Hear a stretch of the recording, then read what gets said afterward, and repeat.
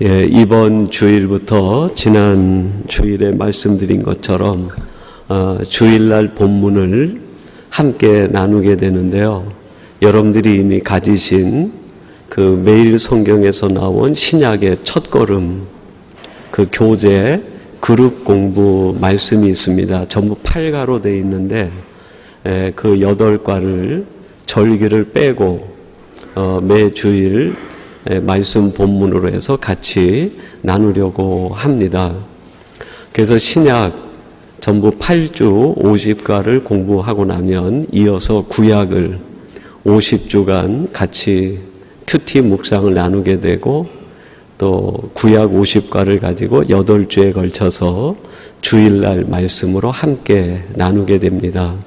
그래서 여러분들이 주일날 오실 때 그냥 나오지 마시고 여러분들도 그 교재에 있는 그룹 공부 첫째 주부터 한 번씩 이렇게 보시면서 주일날 같이 나오시면 여러분들이 묵상한 말씀과 또 제가 묵상하고 나누는 말씀을 함께 어우러서 하나님이 내게 주시는 말씀, 메시지는 무엇인가?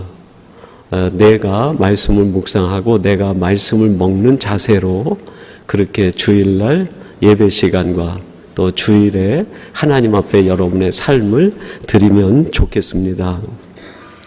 오늘은 첫 번째 그 그룹 공부의 말씀 누가복음 3장 1절에서 14절까지 말씀인데 오늘은 7절에서 14절 말씀을 중심으로 해서 말씀이 나를 작동케 하라 하는 제목으로 함께 나누려고 합니다. 여러분들이 묵상한 것과 또 오늘 주시는 말씀과 함께 하나님이 내게 주시는 말씀은 무엇인지를 생각하며 함께 말씀을 나누도록 하겠습니다. 그리스도인이 된다는 것은 그리스도를 마음에 품고 살아간다는 것을 의미합니다. 예수의 사람이 된다는 것은 이름만 예수의 사람이 아니라 정말 내 안에 예수님을 품고 살아간다는 것을 의미하는 것이죠. 말씀의 사람이 된다는 것은 말씀을 많이 안다는 뜻이 아니라 그 말씀을 내가 품고 말씀대로 살아간다 하는 것을 의미합니다. 예수를 마음에 품고 말씀을 마음에 품고 영생을 마음에 품고 사는 것이 축복이고 은혜입니다. 누가복음 1장 30절에 보면 마리아가 예수님을 잉태하게 됐을 때 천사가 와서 수태고지를 해줍니다. 아기 예수를 잉태했다는 거죠. 근데 30절에 보면 천사가 와서 마리아에게 이렇게 말을 합니다. 천사가 이르되 마리아여 무서워하지 말라 내가 하나님의 은혜를 입었느니라. 지금 이 마리아는 정혼하긴 했지만 남자를 알지 못하는 사이에 아기를 갖게 된 거예요. 인간적으로 보면 이거는 은혜가 아니라 불행 중에 불행이고 이유와 원인을 알 수 없는 자신 인생 최악의 상황이 벌어지게 된 겁니다. 근데 천사가 와서 그 사실이 은혜라는 거예요. 이 은혜라고 되어 있는 헬라어는 카리스라는 말인데 그 뜻이 기쁨, 행복, 축복 그런 뜻이 있어요. 마리아야 너는 지금 죽을 만큼 힘들지 모르고 내 상황이 해석이 안 될지 모르지만 너는 참 복된 사람이야. 너는 지금 말할 수 없는 기쁨을 가지고 있는 거야. 너는 참 큰 행복을 소유하고 있는 사람이야. 나는 지금 죽을 만큼 힘든데 지금 내 상황이 해석이 안 되고 이해가 안 돼서 내 인생에 대하여 절망하고 있는데 천사가 와가지고 반대 얘기를 하는 거예요. 세상은 우리에게 절망을 얘기합니다. 세상은 우리에게 낙심을 얘기해요. 세상은 언제나 우리에게 부정적 사고를 줍니다. 너는 안 돼. 내 인생은 끝이야. 내 인생에 희망이 어디 있니? 너는 절망적이야. 너는 차라리 태어나지 않으면 좋을 사람이었어. 세상은 늘 우리에게 부정적 사고를 심어주고 절망을 얘기하고 낙심을 얘기합니다. 근데 하나님이 오셔서 우리에게 주시는 메시지는 뭡니까? 절망에 빠져있는 우리에게 희망을 말씀하시고, 낙심 가운데 있는 우리들에게 내일을 말씀하시고, 불행하다 생각하는 나에게 너는 참 행복한 존재야 라고 역전의 말씀을 주시는 거예요. 카리스의 하나님이 우리를 카리스를 알게 해주시는 거죠. 은혜를 알게 하고 행복을 알게 하고 기쁨을 알게 합니다. 도대체 뭐가 기쁨이고 뭐가 행복인가? 누가복음 1장 31절에 계속 이렇게 말합니다. 보라, 내가 잉태하여 아들을 낳으리니 그 이름을 예수라 하라. 내가 예수를 품은 것이 복 중의 복이라는 거예요. 그리스도가 내 안에 있는 것이 기쁨의 이유가 되고, 말씀이 내 안에 있는 것이 내 인생의 희망의 씨앗이 된다는 거예요. 예수를 품고 있을 때, 그리스도가 내 안에 계실 때 생명이 내 안에 있고 말씀이 내 안에 있는 것, 이게 우리 인생 최고의 카리스, 최고의 기쁨이고 최고의 행복이고 최고의 은혜라는 거예요. 오늘 본문이 우리가 7절부터 읽었지만 원래 교재에는 1절부터 되어 있습니다. 2절에 보면 사가랴의 아들 세례 요한에게 하나님의 말씀이 임하는데, 2절에 보면 이렇게 말합니다. 안나스와 가야바가 대제사장으로 있을 때에 하나님의 말씀이 빈들에서 사가랴의 아들 요한에게 임한지라. 빈들에서 그랬어요. 빈들이란 아무것도 없는 거야. 세례 요한이 아무것도 없는 빈손의 사람이 된 거예요. 세상 사람들이 다 가지고 있는 것을 세례 요한은 아무것도 갖지 못한 거예요. 세상 사람 다 가지고 있는 집을 세례 요한은 갖고 있지 못해. 세상 사람들이 다 갖고 있는 돈을 세례 요한은 하나도 갖지 못한 거예요.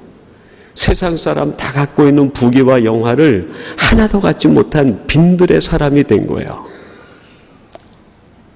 근데 이 세례 요한이 예수님이 오셔서 그에게 하시는 말씀이 뭡니까? 여인이 난 자 중에 가장 큰 자라. 크다라는 말이 위대하다, 복되다, 복합적인 용어입니다. 세례 요한은 아무것도 갖지 못했는데 예수님이 오셔서 그 요한에게 가장 복된 사람이라, 가장 행복한 사람이고 가장 위대한 사람이고 세상 천하의 모든 걸 다 가진 사람이라는 거예요. 도대체 세례 요한이 뭘 가졌길래? 세상적으로는 텅 빈 사람이고 빈들의 사람이고 아무것도 갖지 못했는데, 도대체 세례 요한이 뭘 가졌길래 다 가진 사람이라고, 가장 큰 사람이라고 주님이 말씀하셨을까요? 말씀을 가졌기 때문에 그래요. 빈들에 있는 세례 요한에게 여호와의 말씀이 임하니라.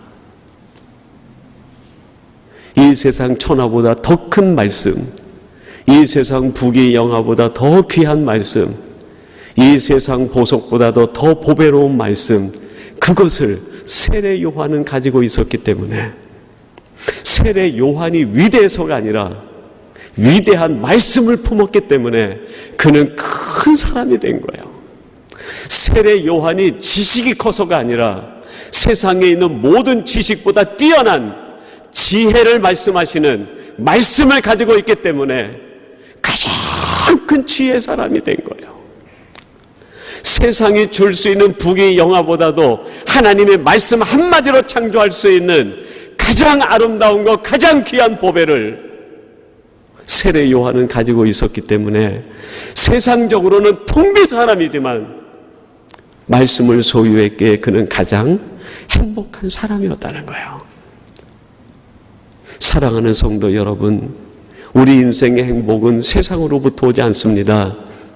내가 품은 예수 그리스도, 내 안에 계신 예수님, 내 안에 주신 말씀, 그걸 품고 살아갈 때 천하보다 크신 예수님이 나를 행복하게 만드시고 천하보다 귀한 하나님의 말씀이 나를 행복의 길로 이끌어 가시고 천하보다 귀한 내 생명을 보장하시고 담보하시고 구원하시는 그리스도의 십자가가 나를 지켜주시기에 우리는 가장 안전한 사람이 된다는 뜻이에요. 여러분, 예수 그리스도 말씀 생명을 내가 품게 되면 그때부터는 내 의지대로 사라지는 것이 아니라 내 감정대로 사라지는 것이 아니라 나도 모르게 예수님이 가르치는 대로 사라지고 싶어요. 내가 정말 내 안에 영생을 소유하면 세상적인 유한한 것을 쫓아 사는 것이 아니라 나도 모르게 세상적인 것에 자꾸 유혹을 받기는 하지만 세상적인 것에 자꾸 눈길이 가긴 하지만 내가 마지막 선택하게 되는 것, 내가 마지막에 따르는 것은 세상적인 것이 아니라 영생의 말씀이 가르치는 대로 영적인 것을 선택하게 되는 거예요. 나는 육적인 성정을 가지고 있고 나는 육체적인 약점을 가지고 있지만 내 안에 영생의 말씀이 계시면 이상하게도 마지막 최종 선택은 육적인 것이 아니라 영적인 것을 선택하게 돼요.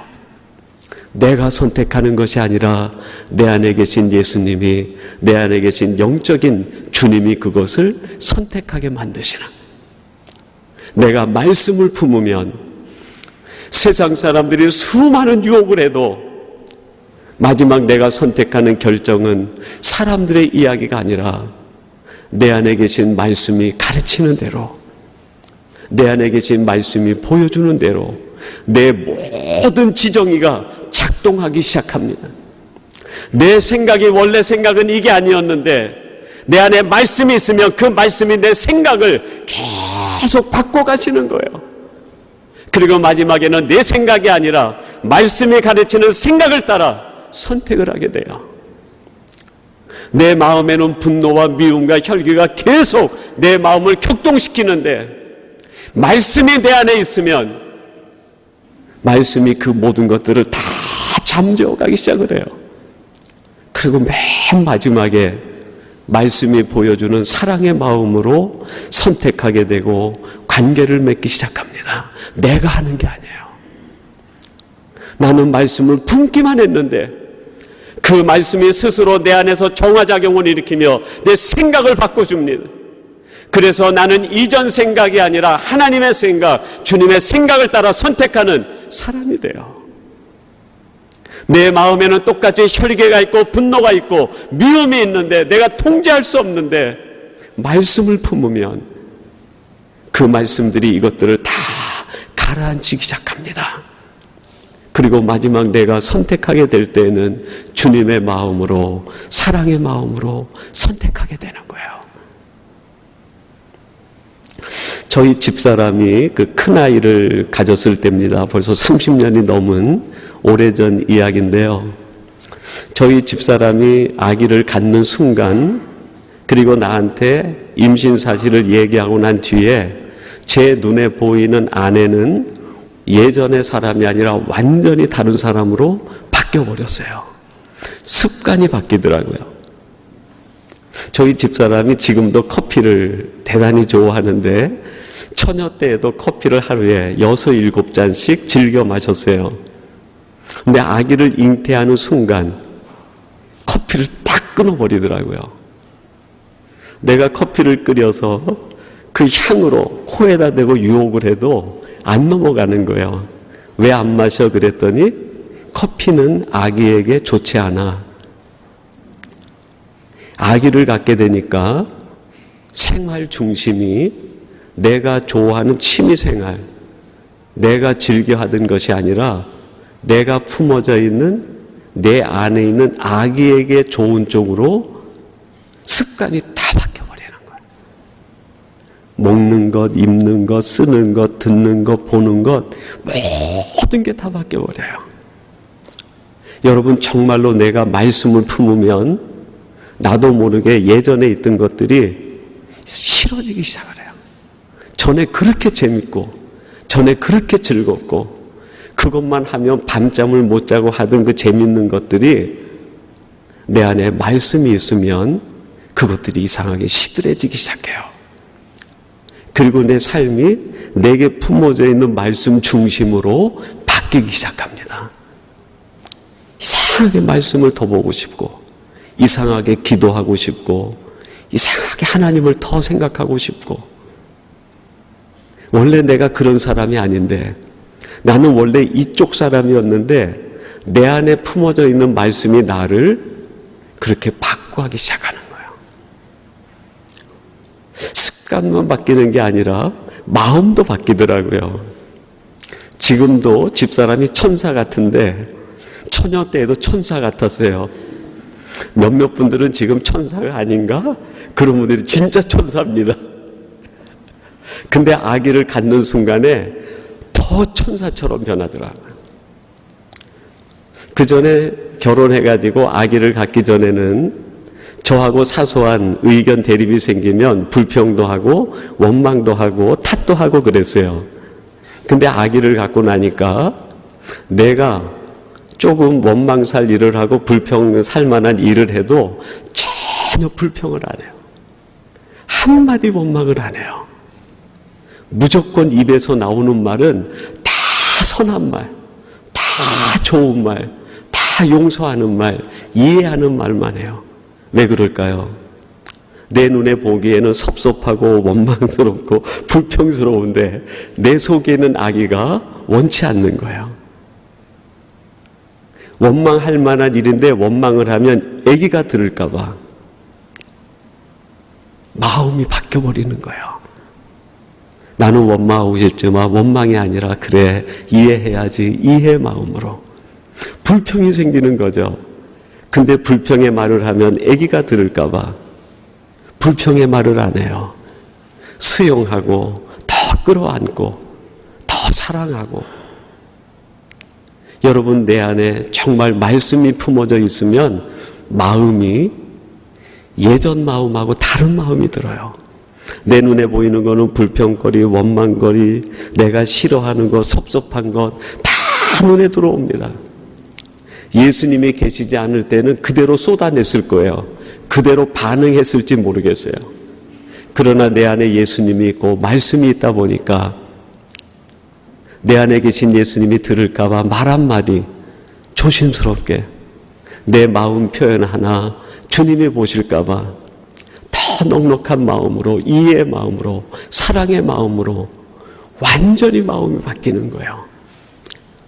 내 의지로 바뀌는 것이 아니라 내 안에 예수님이 계시고 내 안에 말씀이 살아있을 때 그 말씀이 나를 작동시켜주는 거예요. 나는 그런 소리 듣기 싫어. 주님이 말씀하는 거예요. 나는 네가 하는 불평하는 소리 더 이상은 듣기 싫어. 주님이 속에서 절규하시는 거예요. 나는 네가 매번 그렇게 탓하는 소리 정말 듣기 싫어. 이젠 지쳤어. 예수님의 그 마음을 알기 때문에 이전과 같은 마음으로는 살아갈 수가 없는 거예요. 그걸로 끝이 아니라 마지막엔 집사람이 체질이 바뀌더라고요. 체질이. 처녀 때는 몸매가 예뻤는데 아기를 갖고 나니까 항아리 같아지는 거예요. 어느 날 내가 몸매 좀 생각해야지 그랬더니 아니야. 내가 잘 먹어야 아기가 건강해. 내 몸 망가지는 거는 아무것도 아니야. 여러분 예수님이 내 안에 계시면 내가 하는 고난은 아무것도 아니에요. 정말 예수님이 내 안에 계시고 말씀이 내 속에 있으면 내 몸 망가지는 것은 아무것도 아니에요. 내 안에 계신 주님이 기쁘시기만 하다면, 내 안에 계신 예수님이 행복하만 하신다면, 내 안에 계신 예수님이 즐거워하기만 한다고 하면 내 손이 문드러지듯 내 몸이 희생을 하고 섬기고 다 녹초가 된 듯 아무 문제가 되지 않아요. 그런데 여러분 내가 예수님을 모시고 있지 않으면 내가 일하는 것이 얼마나 힘드는지 몰라요. 내 의지로 하려고 하니까 지쳐버리는 거예요. 주님의 일을 하는데 모든 게 다 상처가 되는 것 같아요.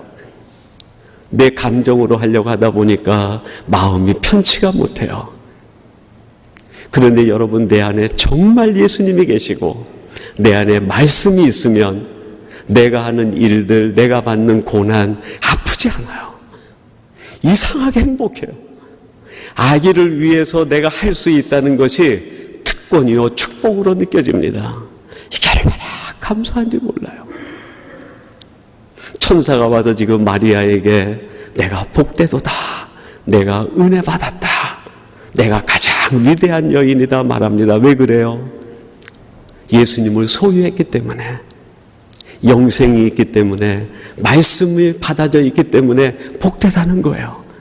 그것이 너를 행복하게 만들 줄 믿기 때문에 천사는 복되다 말하는 겁니다. 빈들 광야에서 아무것도 없는 세례 요한에게 하나님의 말씀이 임하자 예수님께서 그에게 여인이 낳은 자 중에 가장 큰 자라는 거예요. 도대체 뭐가 큽니까? 아무것도 없는데 말씀을 소유했기 때문에 내가 큰 자고 복된 자고 위대한 자라는 거예요. 여러분, 우리는 세상에서 다른 사람과 비교하면 별로 가진 것도 없어요. 내세울 것도 없습니다. 세상 사람들이 비교하자라고 하면 열등감밖에는 비교할 것이 없어요. 세상 사람들이 비교하자 얘기하면 넘어지고 쓰러진 상처받은 것밖에는 비교할 것이 없습니다. 세상 사람들이 와서 비교하자라고 하면 세상 사람이 갖지 못한 열악한 환경 속에 살아가는 그 생활의 처지밖에는 비교할 게 없습니다. 내세울 게 없어요. 그러나 주님께서 이 시간 우리에게 오셔서 우리에게 친히 말씀하며 너희들이 복된 자다, 너희들이 카리스의 사람이요, 너희들이 은혜 받은 자라며, 너희들이 이 땅에서 가장 위대하고 강력하며 하나님의 축복을 받은 자라는 거예요. 왜 그렇습니까? 하나님이 우리에게 예수님을 선물로 주시고 영생을 선물로 주시고 말씀을 주셨기에 예수를 품은 사람, 말씀을 품은 사람, 영생을 가진 우리가 가장 위대하고 큰 자라는 거예요. 여러분, 이렇게 우리 속에 예수님과 영생과 말씀을 품으면 우리들에게 변화되는 것이 있어요. 두 가지의 중요한 큰 신앙적 변화가 일어나는데, 첫 번째는 예배의 자리를 사모하는 사람으로 변해가게 됩니다. 오늘 본문 8절 하반절 말씀을 보세요. 2절 상반절 말씀. 2절 상반절에 2절 하반절 이렇게 말합니다. 하나님의 말씀이 빈들에서 사가랴의 아들 요한에게 임한지라. 세례 요한이 빈들에 있는데 거기에 하나님의 말씀이 임하게 된 거예요. 여러분이 빈들은 아무것도 없는 곳입니다. 근데 세례 요한이 아무것도 없는 그곳으로 매일 내려가서 요단 강가에서 사람들에게 세례를 주며 생활하고 있어요. 그 빈들에 도대체 뭐가 있길래 모든 사람들이 추구하고 찾아가는 저 예루살렘이 아니라, 화려한 도시가 아니라 빈들로 가고 요단 강변으로 갔을까? 거기에 저 예루살렘의 성에 임하지 않는 한 가지가 있었어요. 그게 뭡니까? 말씀이 임하는 자리였어요. 여러분, 예배는 하나님과의 말씀과의 만남의 자리입니다. 이 시간 우리가 예배 드리는 것은 하나님과의 말씀, 만남의 시간을 갖기 위해서요. 하나님의 말씀이 임하는 시간이 지금 이 시간입니다. 예배 시간이라고 하는 것은 옛 친구를 만나는 시간이 아니에요. 예배 시간은 내가 한 주간 세상에서 내 마음대로 살다가 하나님 앞에 면죄부 받는 시간이 아닙니다. 이 시간은 하나님의 말씀을 만나는 시간, 하나님의 말씀과 부딪히는 시간, 말씀을 통해서 내가 지적받고, 말씀을 통해서 격려받고, 말씀을 통해서 인도받는 시간이 이 예배 시간이에요. 그래서 세례 요한은 하나님의 말씀이 임하고 말씀을 품은 사람이었기 때문에 그 말씀이 임하는 자리, 말씀과 만나는 자리, 그 빈들을 향해서 요단강을 향하여 매일같이 나가는 사람이 되었다는 거예요. 여러분, 여러분, 내 안에 말씀이 품어지게 되면 제일 먼저 우리에게 나타나는 변화가 있는데 예배를 사모하게 됩니다. 이상하게 예배가 너무 그리워지는 거예요. 예배 드리고 났는데 또 예배 드리고 싶은 거예요. 예배 드리는 시간마다 하나님 앞에 간절한 마음으로 예배하고 또 예배가 사모되고 또 예배가 그리워 또 하나님 앞에 달려나가고 또 그 시간을 기다리는 예배 사람으로 변해가는 거예요. 여러분, 느헤미야서에 보면 느헤미야가 이제 예루살렘에 돌아와가지고 무너진 성벽을 전부 수축을 합니다. 2달여 걸쳐가지고 성벽을 수축한 다음에 느헤미야서 6장에 보면 성전 봉헌을 해요. 그리고 7장부터 백성들을 모아가지고 말씀을 가르치다가 8장에 이르면 학사인 에스라를 통해 가지고 이스라엘 백성 전체를 수문학 광장에 모아서 율법책을 낭독하여 율법을 듣게 합니다. 바벨론 포로기에 70년 끌려가 있던 그 사람들이 돌아와서 하나님의 율법을 처음으로 듣는 그 시간이에요. 그것이 느헤미야 8장 3절에 기록이 되어 있습니다. 수문학 광장에서 새벽부터 정오까지 남자나 여자나 알아들을 만한 모든 사람 앞에서 읽음에 뭇 백성이 그 율법책에 귀를 기울였는데 모든 백성들이 학사 제사장인 에스라가 율법책을 쫙 낭독하니까 새벽부터 정오까지 해가 떠 있는 동안에 그 말씀에 전부 귀를 기울인 거예요. 처음에는 앉아서 듣다가 말씀을 듣는 순간에 모든 백성이 일어납니다. 말씀을 가벼이 들은 것이 아니라 존중히 여기면서 들었다는 게, 다른 말로 하면 내게 주시는 말씀으로 그 말씀을 전부 받아들였다는 거예요. 말씀이 마음에 채워지자 백성들에게 나타나는 반응이 있었어요. 변화가 있었는데 느헤미야 8장 6절입니다. 에스라가 위대하신 하나님 여호와를 송축하며 모든 백성이 손을 들고 아멘 아멘 하고 응답하고 몸을 굽혀 얼굴을 땅에 대고 여호와께 경배하니라. 70년 만에 이스라엘 백성들이 초막절을 지키고 하나님 앞에 전부 머리를 숙이고 예배드리고 경배하기 시작했다는 거예요. 이스라엘 백성들이 누굽니까? 말씀의 사람들이에요. 말씀은 알고 있었지만 그 말씀을 마음에 품지 않는 거예요. 말씀이 잉태되지 않는 거예요. 근데 지금 에스라가 새벽부터 정오까지 말씀을 읽어주는데 처음에는 그냥 듣다가 전부 일어나서 내게 주시는 말씀으로 들으며 눈물을 흘리고 회개의 마음으로 듣습니다. 그 말씀이 마음에 가득 채워지게 되죠. 누가 이야기한 것이 아닌데 모든 백성들이 말씀 앞에 무릎을 꿇고 머리를 숙여서 하나님을 경배하기 시작하는 거예요. 내가 말씀을 품은 사람인지 아닌지 스스로 진단해 볼 수 있어요. 내가 얼마나 예배를 사모하는가 진단해 보는 거예요. 여러분, 어느 사이에 우리 현대 생활에 이리 채이고 덜이 채이면서 수요 예배가 실종된 지가 얼마나 오래됐는지 몰라요. 기름 부음 받은 안수집사 권사가 수요 예배 제끼는 것은 일상화되어 있어요. 처음에 안수 받을 때는 내가 예배에 생명을 걸겠다고 다짐을 했는데 정말 물리적인 환경이 안 돼서 못 나오는 경우 있습니다. 몸이 아파서 도저히 올 거리가 안 돼서 오지 못하는 경우 있어요. 그러나 조금 마음을 쓰면 얼마든지 올 수 있는데 하나님 앞에 나오는 것이 왠지 점점 멀어지기 시작해요. 어디에 문제가 생길 걸까요? 내 마음에 말씀이 살아 작동하지 않는 거예요. 말씀이 내 속에서 작동하기 시작하면 가장 가고 싶은 것이 예배잖아요. 가장 가고 싶은 것이 하나님 앞입니다. 가장 가고 싶은 것이 말씀을 묵상하는 자리예요. 말씀이 내 안에 들어오고 예수님이 내 안에 자리 잡게 되면 두 번째 변화가 일어납니다. 생활에 열매가 맺히게 됩니다. 오늘 본문 말씀에 세례 요한이 요단강에 온 사람들에게 회개하라 말하고 합당한 열매를 맺으라 하고 말씀을 전하니까 무리들이 반응을 합니다. 우리들이 무엇을 하오리까?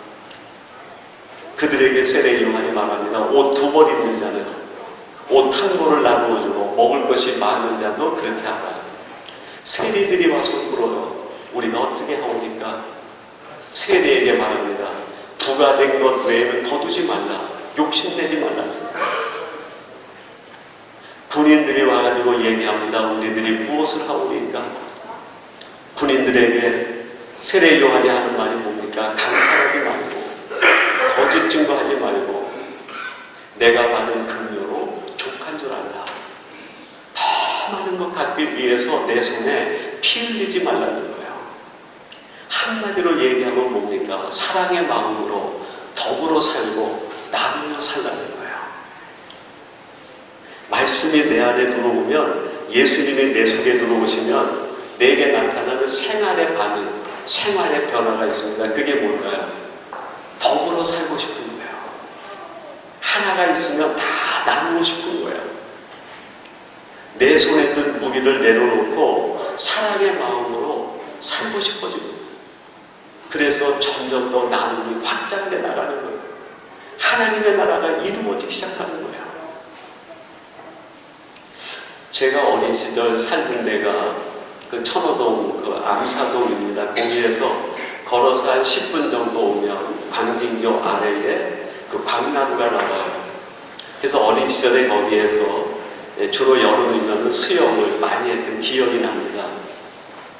그때 저희 또래들이 한강에 가면 누가 수영 가르쳐주는 사람이 없으니까 전부 개구리 헤엄이나 개 헤엄을 치는 거예요. 물을 전부 내 앞으로 끌어들이면서, 그리고 물에 떠 있으면서 그냥 수영을 하는다 생각을 한 거죠. 그렇게 지내다가 중학교 됐을 때 서울에 있는 한 아이가 저희 학교에 전학을 왔는데 얘는 수영을 선생님한테 배운 아이예요. 그 아이랑 얘기하는 끝에 우리 동네 수영 잘하는 이 개헤엄의 왕자하고 서울에서 수영 배운 개하고 시합이 벌어진 거예요. 우리들은 당연히 여기에서 오래 살고 늘 수영을 했으니까 그 아이가 이길 줄 알았어요. 근데 경기 결과 어떻게 됐을까요? 비참하게 깨지고 서울에서 내려온 선생님에게 배운 애가 이긴 거예요. 수영하는 법이 다른 거예요. 우리들이 하는 수영은 물을 전부 내 개로 끌어들이는 거예요. 전부 내 것으로 만들겠다는 거죠. 내 것으로 만들겠다고 하니까 내 몸이 앞으로 가지 못하는 거예요. 근데 그 아이는 물을 쫙 갈라가지고 전부 밀어내요. 내가 하나도 갖지 않겠다. 전부 물을 밀어내는데 신기하게도 전부 물을 밀어내고 나누어 주는데 그 아이의 몸은 총알같이 나가요. 제가 그 수영 모습에서 신앙의 비밀을 배웠어요. 여러분, 우리 인생은 내가 갖는다고 내 것이 되는 게 아니에요. 내 눈에 보인다고 다 내 것이 아니든 내가 모으겠다고 계속하면 우리는 계속 물속으로 빠져들어가요. 신앙의 신비는 어디 있습니까? 전부 내주는 거예요. 지금 세례 요한이 말씀이 임한 사람은 삶의 변화가 일어나요. 내가 가지려고 하는 것이 아니라 다 내줄 때 그 사람을 하나님이 쭉 믿음의 사람으로 자라게 하고 신앙으로 자라게 하는 거 아닙니까? 사랑하는 성도 여러분, 말씀을 내가 품으며 말씀의 사람이 되고 예수님을 품어야 예수의 사람이 되고 영생을 가져야 영생의 사람이 돼요. 말씀을 품으면 그때부터는 내가 사라지는 것이 아니라 내 안에 계신 말씀이 나를 사라지게 만들어요. 나를 사라지게 하되 어떻게 사라지게 합니까? 예배의 사람으로, 말씀을 사모하는 사람으로 사라지게 만들어요. 그리고 내가 가지려고 욕심의 사람이 아니라 예수님이 오셔서 우리에게 보여주셨던 다 내누려 살아가는 나눔의 사람으로 삶을 바꿔주는 거예요. 여러분들이 정말 말씀의 사람이 돼서 말씀을 소유하여 말씀이 나를 작동케 하는 대로 살아가는 성도들이 되시기를 주님의 이름으로 축원합니다. 우리 같이 기도하겠습니다. 하나님 아버지, 저희들이 이제는 다르게 살기를 원합니다. 정말 예수의 사람으로, 정말 그리스도의 사람으로 영생을 소유한 사람처럼, 말씀을 품은 사람처럼 살기를 원합니다.